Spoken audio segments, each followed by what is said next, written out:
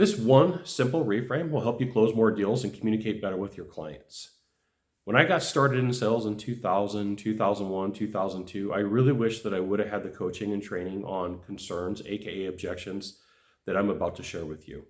I'm Sylvan Bell. I'm coming to you live for HVAC technicians, sales secrets, on a perfect day to talk about sales and business, and a fantastic day to talk about you. I'm coming to you live from Salt Lake City, Utah.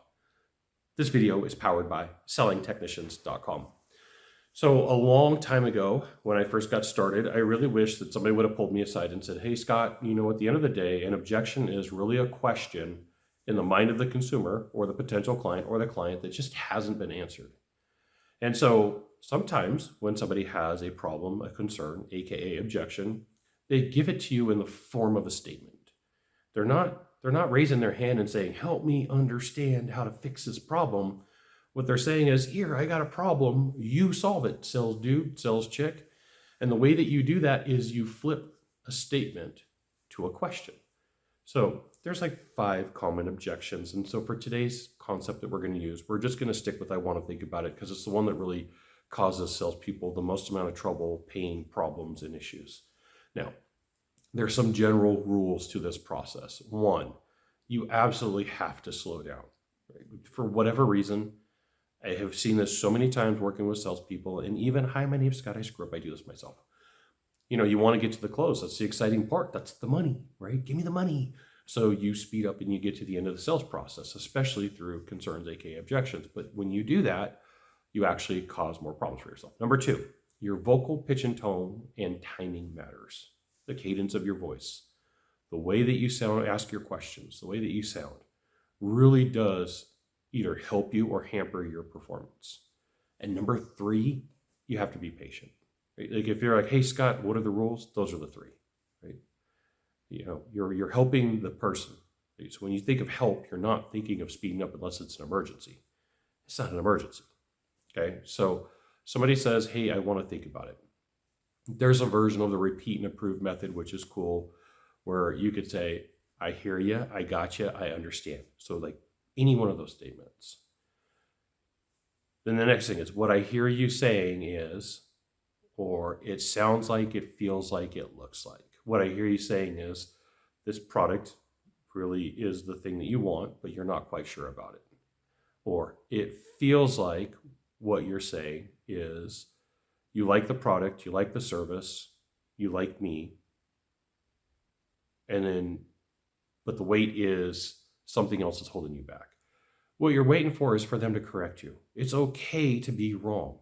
What you're waiting for is for them to make a different statement about why they're waiting for the purchase.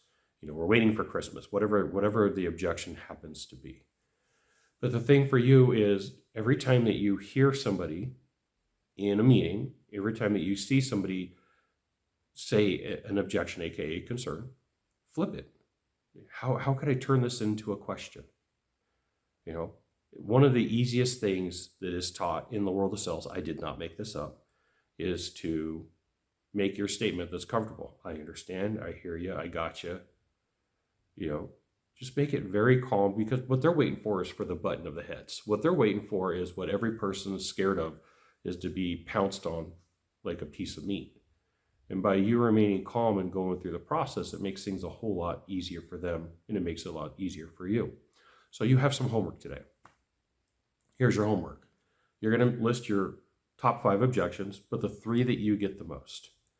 And then you're going to figure out how to flip them into a question, very calm. Now, I could do this for you, or you could push on the weight and get those muscles yourself and really figure out, hey, what is it going to happen when somebody has a concern, aka objection, and that I can work it through with them in a way that's meaningful and makes sense, and be very patient. In my own personal life, when I go shopping and I have a concern, I flat out ask the question, because it's less time for me.